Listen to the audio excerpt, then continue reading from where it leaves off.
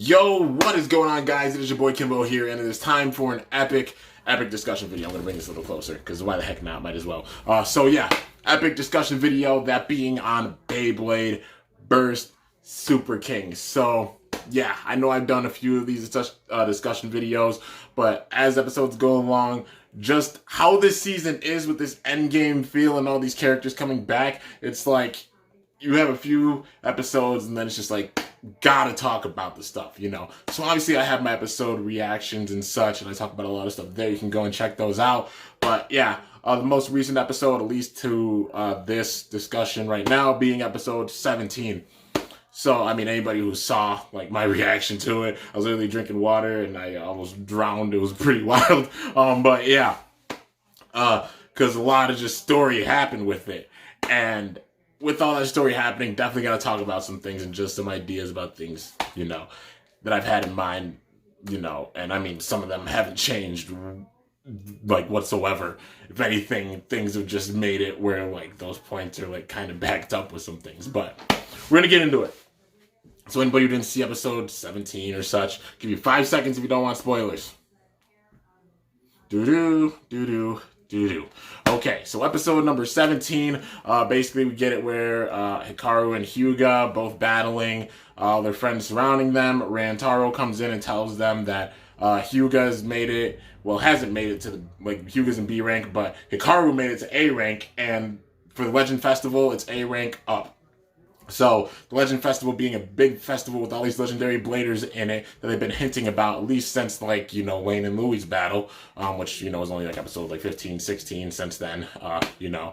But you have to be A rank up in order to be in it, and it definitely seems that way with this. Hyuga was mad and ran off and then ended up talking with his dad. His dad, like, you know, encouraged him, gave him some food, and then Hyuga came back, and then, you know, basically, like, backed up Hikaru saying, I'll help you out and such. I really hope you win this, and I'm glad you made it this far, you know. So, Hyuga, they're giving a lot of character development with Hyuga. Even, like, how they're doing it with Hikaru and Hyuga, you know, you could tell sort of, like, I mainly get, like, the kind of Aiga vibes from, like, Hikaru, because he's, like, the more kind of serious one. He jokes around at some points, but, you know, he's the more serious older brother, and it's a given he's, like, a genius blader, because you can see a certain battle or how his Helios does with that battle, and he immediately, like, figures out a way of, like, adjusting and such, and just even seeing how the opponent's Bay is, you know.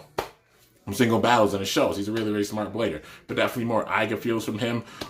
With Hyuga obviously being more fun-loving and such, you know, definitely more of, like, vault and drum vibes from him, but, yeah, he's also, like, a genius blader and such. But, yeah, man, it develops on Hyuga that much more, because obviously Hyuga will get stronger. Maybe he'll be facing some of these bladers that we see coming back and such. But yeah. And then Hyuga comes back and helps Hikaru out with his training, and then we get a big time cutscene. We get a huge cutscene with Vault and Shu. They're discussing Lane. So, yeah, still going with the name Lane Valhalla. I don't care. It still sounds really, really cool. You know, Lane Valhalla, tomato, don't matter to me. Just saying. Like, he's Lane and he's freaking strong.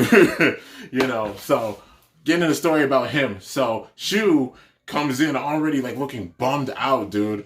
Like, really, really bummed after everything that happened with Lane, because given Lane's like, I'm not following you anymore. The next time I see you, you're also going to be whooped. And then he's like, Lane, you know, that was obviously after the battle with Louie. But Shu telling Vault about Lane, how in New York he showed up at this tournament, he was extremely strong. The resonance that he had, definitely some evil power with that resonance, and how strong he is. He was demolishing everyone. And then he ended up facing Free. Shu coached the match between Lane and Free, and they developed on this that much more with this episode. He still had first Uranus when he faced off against Free. I think that he still had Geist Fafnir. Like, it kind of hints at that, you know, because he made Mirage afterwards, so he didn't really have Wizard. So he had Geist still. And during that battle, Free was shook when he lost. Like, it didn't feel just like, oh man, I lost. Like, holy crap, this kid's strong. Like, I can't believe you just did this to my Bay type of look on Free's face, because it's Free, you know? He'd be shocked if he lost and such. He'll be like, whoa. But his eyes, like, were, like, his pupils got really small and his eyes got huge, dude. So, yeah, Free was shook. And Shu was just as shook, and that's Shu. So I'm feeling that, like, Lane broke Fafnir. First Uranus broke Fafnir. And then they do a cutscene with Lane upgrading First Uranus two variant Lucifer that we see now. Gave it the blades and such, the barrier, the blades for the barrier, giving it, variant Lucifer, and then holding it up and being like the strongest Bay, Cyclone Bay. Variant Lucifer, and holds it up. Shoes shook, looks at him, and he's like, not knowing this isn't good, and that he's worried about him. He was kind of telling Vault, like, I'm worried about him. With him having like this resonance and this power, because it's a given. After that battle with Louis, Lane's no longer with Shu. It's like Lane used Shu, just to get like, some training and get a little bit stronger, because he learned his balance and such. Shu taught him the ropes of things that he needed, on top of still having that devastating power that he already possessed. And yeah, man, and then the episode basically ends with there. So, I'll get into discussion about like things with that in a little bit, but just talk about the set. My thoughts on the set. I'm sure people are curious about it. The new set that's going to be coming out August 8th. August being my birthday month. Really, really hype. It's starting off with the triple booster set. We knew we were going to get a triple booster set for Super King, and we're getting it. And the base for it, I'm really, really stoked. So let's see. We've got a Curse Satan that comes with it. I think it's 1D on it. And then it has, a brain fart. So Curse Satan having Arrow Dash, which that's kind of cool because we're getting Arrow Dash again. We haven't seen that besides like the rare Bay, Flame Amatarios or Shining Amatarios, whatever you want to call it, And also the random booster. I forgot what Bay came out with the random booster. I think the Poison Bay, I think it came with Poison Hydra, in the gold booster. But besides that, we haven't seen Arrow Dash that much, so not even upset about that. Getting Arrow Dash, that's pretty cool. Also, Hold Dash comes on it, which also not upset about that, because Hold Dash we've only seen on the Giants Grand Valkyrie, so them putting that out again is pretty cool, so we got another way of getting Hold Dash, because Awaken to Hold is actually really, really fun, and plus having the dash on it, come on, man. So, yeah. And then the other Bay being Naked Diabolo. So the Naked base we haven't seen outside of like the random booster, with Naked Spriggan and such. So yeah, dude. It has I think 11 on it, which, I'm using 11 again. I'm like, okay, well, 11's 11, we all know. And it also comes with a new driver, which I'm kind of shook about this, that they included a new driver like this, but it's WV, and it stands for Wave. I'm guessing it stands for Wave. It would make sense, But yeah, the way it's shaped seems like maybe it would be good for LAD. It reminds me quite a bit of like Extend and Extend Plus, just with the shape of it. Maybe if it's free spinning, it'll give it that much more LAD, but hopefully it's a pretty good part. They're putting it in, and hopefully it's supposed to have that little bit more stamina and LAD with it, because Wave, and it's a balance type driver. From what I saw, I think it's a balance type driver, so having good balance with it and also having that stamina and LAD, yeah, man, that would be cool. They'll definitely switch up things. Hopefully it is a pretty good driver, but yeah. The main thing for the set being Tempest Dragon, that being it has 1A, so the same chassis as Super Hyperion, and then it has Charge Metal, dude. I didn't know TC would do this, like Charge Dash, I guess, yeah, Charge Dash just come with the next random booster. I did see that, and I'm really, really hyped about that, man. That's one I wanted to see. So, yeah, that narrows the list down for ones I want to see. Really, like I said, Impact Dash, Iron Dash, Sword Dash. Now we got Charge Dash. I guess the next one would be Trick Dash. So, yeah, those would be like the next Dash drivers I really, really want to see. But, the fact that we're getting Charge Dash, really, really stoked about that. But, Tempest Dragon comes with Charge Metal. So it's like Charge, except like the tip of it is obviously having the metal on it, and it'll make it where it has that much more stamina with it. So, it's like basically the weight of Charge, but also being like a iron at the end of it, or a metal flat. So it'll have more stamina with it. Maybe it'll have more attack with it, and it has more weight with it, especially with how Tempest is going to be. And the gimmick for it, seeming like, I'm not sure if it's going to be like how Imperial is, and over time, the points stick out, like the points expand, but I'm not sure if it's like they expand and they stay in that spot once you launch and they get hit in that point, or you just launch hard enough and they stick out. Either or. Like, you know, the design for it looks really, really cool. And plus the rainbow on it, you can see like the rainbow turbo influence with Dragon, which, you know, it's really, really cool. So yeah, man, overall, I'm really excited for this set, and also just imagine what else is going to drop in August. They announced that set, and it feels like they're going to drop more stuff in August for sure. Who knows? Like, we're definitely getting Spriggan's on the horizon, you know. So, I mean, Drum's coming in the next episode. So, like episode 18 with the preview for it, Drum is going to be in it. So excited about that, man. Seeing Drum back, and they're going to show off Tempest Dragon. And yeah, I mean, it's starting to correspond with like how the intro is. So anybody who has seen the intro of this with all the legends, they're all in a certain order. So I think it was like Rantaro, Vault, and Cisco first, and then Free was after, and then after Free it was Louis, and then after they showed Louis, they showed Drum.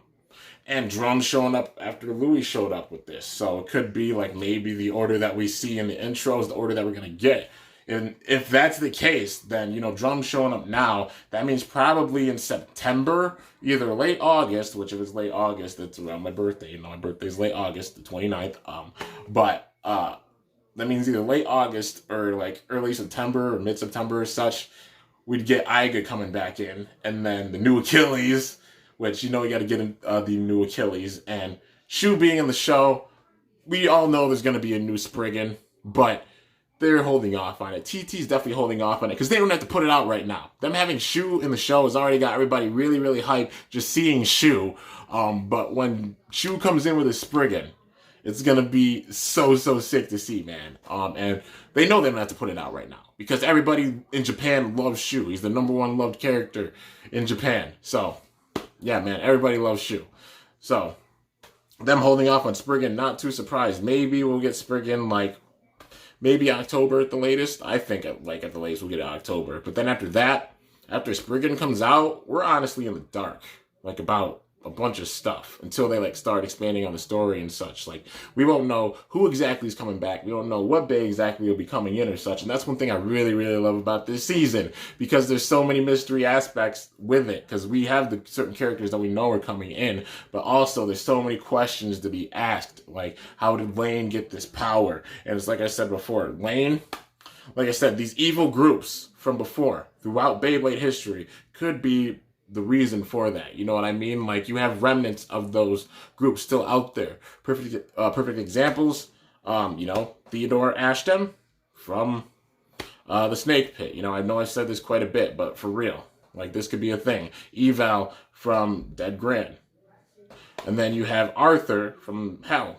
You know, imagine those minds combining and thinking of like some crazy things behind the scenes or such, or somebody pulling the strings behind the scenes. Even when Hell was going on and such, it was only Arthur that was really, really running things. Who else was it? Like Gwen joined for a little bit, and then obviously like the finale and stuff happened, but like that's a whole organization to go against the WBBA. There's no way that it was just Arthur alone. It could be like some MFB type stuff where, you know, somebody's pulling the strings behind the scenes. We see who's doing things like, you know, right away with the groups, but we don't know who's behind the scenes. Like, for example, you know, Spiral Force. I make a lot of references like with MFB just because, like, you know, grew up with MFB, know the story really well, and you can see the connections with it. You know, like with Spiral Force, Hades Inc., who was behind that? You know, like not only Dr. Ziggurat being the puppet master with things, but really it was Pluto. And this was revealed in the 3rd season because Pluto was like, I was the one behind Hades Inc. and such. And then even like Doji coming back and getting his revenge on Ryuga, that's an evil from the very 1st season, coming back and being like, this was a part of our ultimate plan. You know, getting El Drago, Dr. Ziggurat releasing Spiral Force, this was the part of the ultimate plan, and reviving the God of Destruction Nemesis. You know, all this tying together with this. So everything leading to that point. You could see those sort of things possibly happening with this season except for Burst, because you had Ashton or Theodore who literally drove off in a freaking limo after the Godbladers Cup and was like, you and Vault win this time. And even during it, it's something I said before, he said, like, after Free left from the New York Bulls, he's like, I'm not quite done with you yet. Except he said that in his head. He didn't really, like, say that. He didn't say that to Free, obviously. But he was saying it, like, thinking it, like, I'm not finished with you. And then this could be it, you know? Like, imagine he is, like, the puppet master behind, like, a bunch of this stuff going on right now. He's the puppet master, and the reason why Lane got first Uranus. That'll be pretty wild if he was the reason that Lane got first Uranus. Lane goes on a tear in New York, sends Lane to New York because he knows Shu's in New York because Shu used to be a part of the Snake Pit and the Requiem Project and all that stuff. And plus, Theodore was the former manager of the New York Bulls before Shu became the manager after the God Bladers Cup. Gotta remember that. He was the manager. And now Shu being that manager, it's like Shu could let his guard down, not even know that he's still around. But then you have him training Lane, and then he sends Lane to New York just to mess with Shu mentally a little bit. But then also Free being there, and then he oofed the crap out of Free. If he foreshadowed like that battle happening where, like, you know, Fafnir gets possibly busted by Uranus, because in that battle, it sounded like Fafnir could have possibly, like, broken. Like, it didn't sound like just a burst. It could have possibly broken. And Free's expression, like I said, didn't seem like just a loss, like, or a surprise to how strong this kid was. It was like, my Fafnir, it broke. And then Shu, the same thing. Like, him being that shook and that shocked that it broke. Like, holy crap, you know? If so, like, that's great storytelling, because then they could have him come back, you know, having Ashgem or Theodore come back and be a puppet master behind these big time things, and then Evel possibly being another person, because he would have his own motives and such. Imagine, like, obviously hasn't been confirmed, if Phi came back. He's one of the characters I'm like, I really want to see come back. Like I said, Phi, Delta, and Gwyn are the three top characters that I really want to see come back, that I think have the most big time credibility to come back, that haven't been announced yet, you know? Like, all of them. You know, they're all extremely strong in the shows. Just look at their track records and even how things went with the show with them. You know, how strong they are. But, like, you have these evils, like, imagine Evel does come back.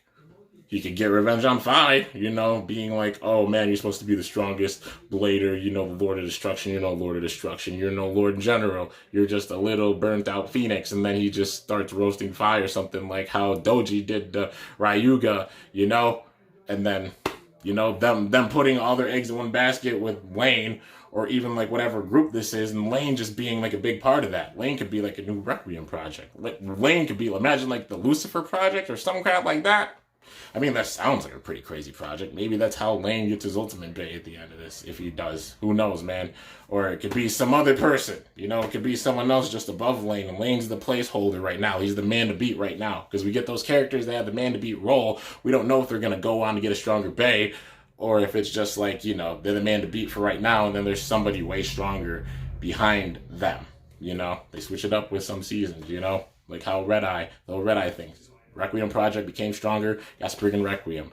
Phi getting stronger, getting Dead Phoenix. Even Gwyn getting stronger from Regalia Genesis, making Big Bang Genesis.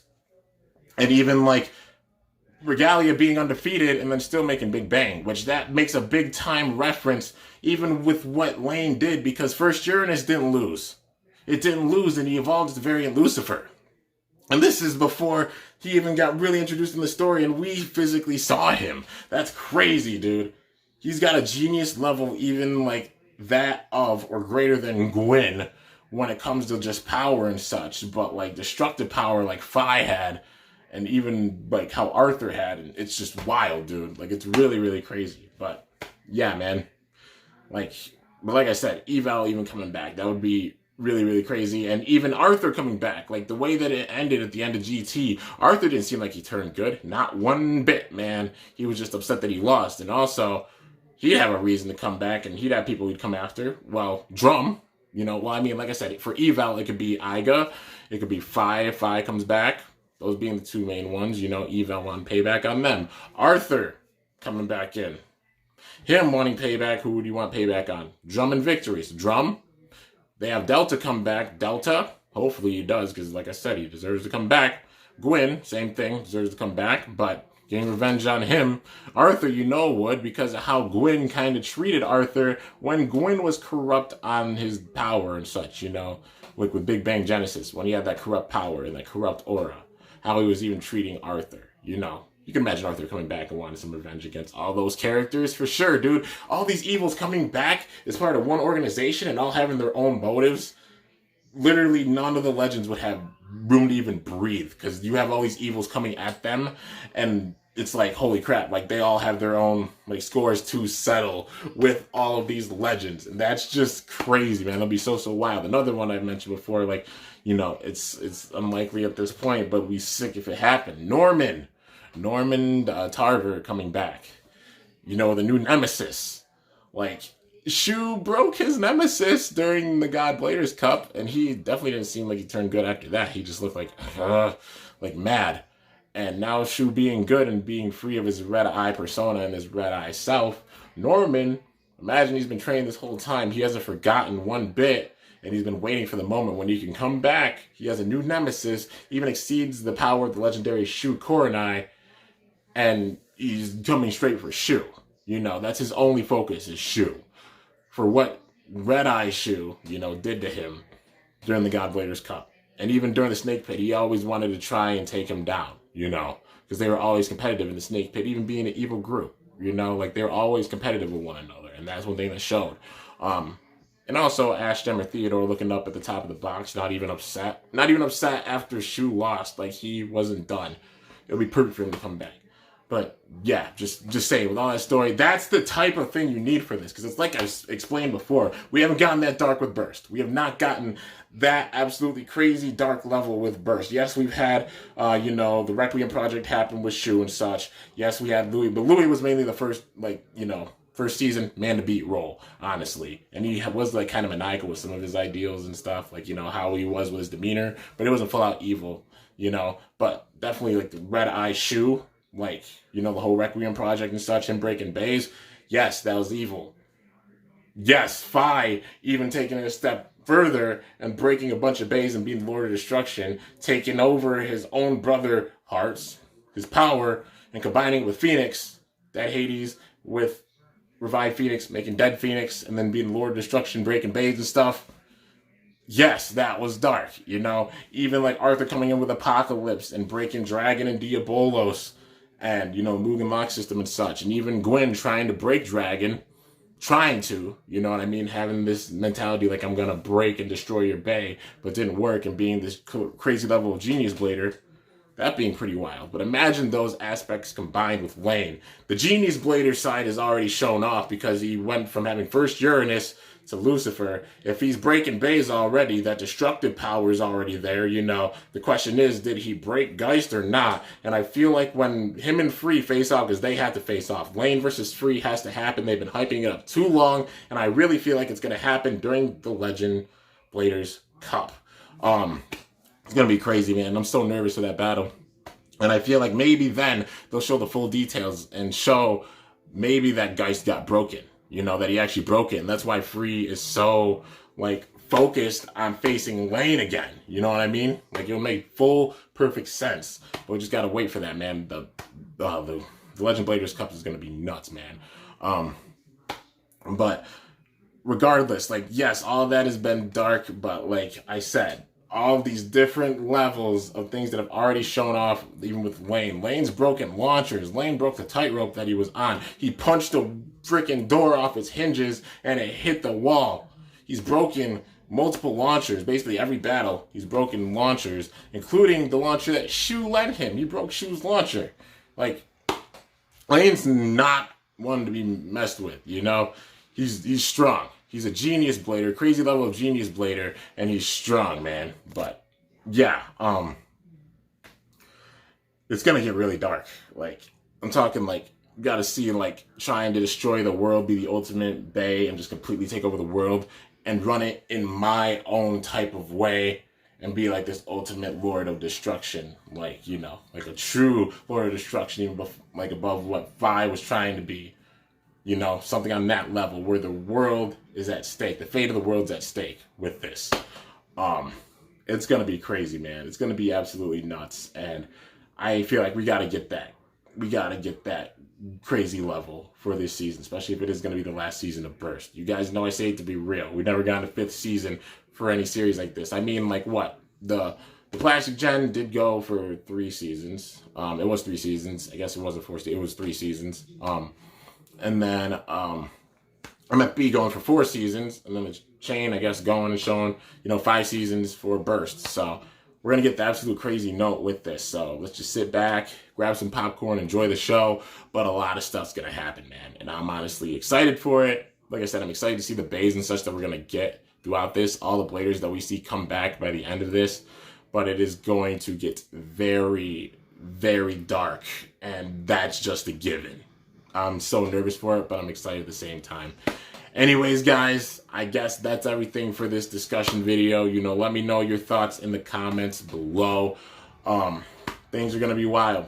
That's all I can say. Things are going to be really, really wild. I'm looking forward to it. But like I said, again, I'm really nervous, with how this is going to go. So, yeah. Anyways, hope you guys enjoyed. If you did, be sure to slice that like button down below. Let me know how I did. If you're new to my channel, definitely be sure to subscribe for some epic content because I upload daily. And if you haven't already, be sure to ring that bell by my channel name to be notified whenever I upload a video. So yeah, guys, till next time, it's your boy Kimbo signing off. See you guys later. Thanks for watching. Until then, stay awesome and cool shoot. I'm up out of here. Like I said, it's possible that Lane might not be the full big bad evil at the end of this. There could be something or someone behind him, or it could be him. But time will tell, and regardless, all I gotta say is we gotta get ready, because what we're gonna see is possibly the darkest season in Beyblade Burst history, man. I'm excited, but I'm nervous.